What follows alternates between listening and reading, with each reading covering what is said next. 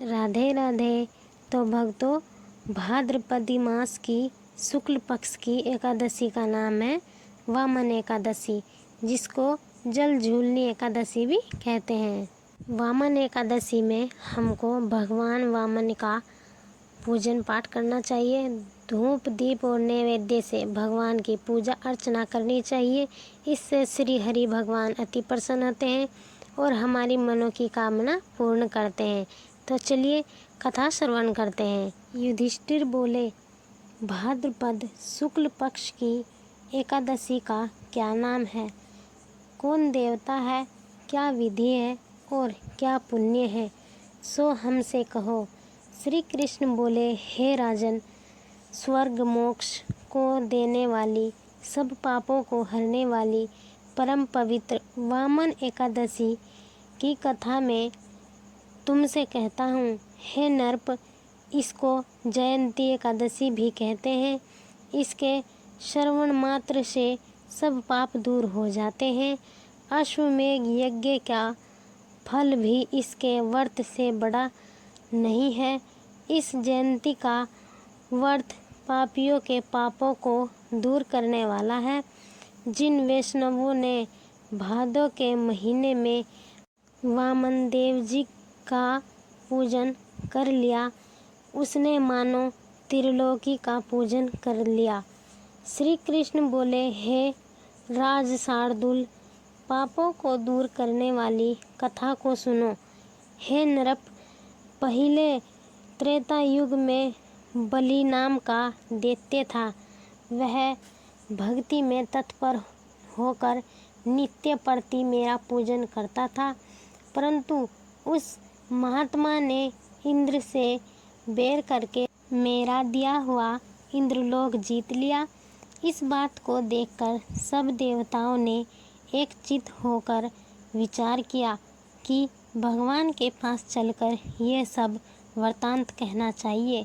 फिर देवता और ऋषियों को लेकर इंद्र प्रभु के पास गए। सुंदर वचनों से मेरी स्तुति की और देवताओं के साथ बृहस्पति जी ने मेरा अनेक बार पूजन किया। इसलिए मैंने 5वां अवतार वामन रूप से धारण किया। संपूर्ण ब्रह्मांड जिसमें स्थिर है, ऐसे उग्र रूप धारण किया। वामन ने सत्य में तत्पर राजा बलि को जीत लिया। युधिष्ठिर बोले, आपने वामन रूप से असुर बलि राजा को कैसे जीत लिया? यह कथा विस्तार पूर्वक कहिए। मैं आपका भक्त हूँ।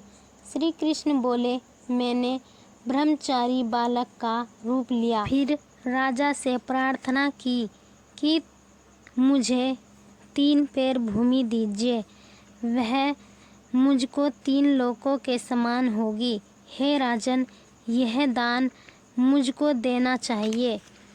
इसमें कुछ विचार नहीं करना चाहिए। मेरे ऐसे कहने पर राजा ने 3 पैर भूमि दान कर दी। संकल्प करते ही त्रिविक्रम शरीर विशेष रूप से बढ़ने लगा। भूलोक में पैर फैला दिए। भूलोक में जाग हो गई। स्वर्गलोक में कमर, महलोक में पेट, जनलोक में हृदय और तपोलोक में कंठ पहुंचा दिया। सत्यलोक में सुख और उससे ऊपर सिर को स्थापित कर दिया। सूर्य चंद्रमा से लेकर ग्रह तारागण योग से सब आ गए। इंद्र से लेकर देवता, शेष जी से लेकर नाग, ये वेद के मंत्र से अनेक प्रकार से स्तुति करने लगे। तब बलिराज का हाथ पकड़कर मैंने उससे कहा कि एक पैर से तो पृथ्वी और दूसरे पैर से स्वर्ग नाप लिया। हे अनंग, मेरे तीसरे पैर के लिए स्थान बतलाओ। इस तरह मेरे कहने पर राजा ने अपना मस्तक दे दिया। तब मैंने इसके माथे पर एक पैर रखा। फिर मेरी पूजा करने वाला बलि राजा पाताल को चला गया। उसको नर्म देखकर मैं प्रसन्न हो गया और उससे कहा कि हे राजा, मैं सदा तुम्हारे समीप रहूँगा। मेरी एक मूर्ति बलि राजा के आश्रम में निवास करती है। दूसरी मूर्ति क्षीर सागर में शेष जी के ऊपर शयन करती है। जब कार्तिक की एकादशी आती है तब भगवान वहाँ शयन करते हैं। इस बीच में जो पुण्य किया जाए वह सब पुण्यों से उत्तम होता है। जो मनुष्य पापों को हरने वाली इस कथा को सुनता है उसको 1000 अश्वमेध यज्ञ का फल मिलता है।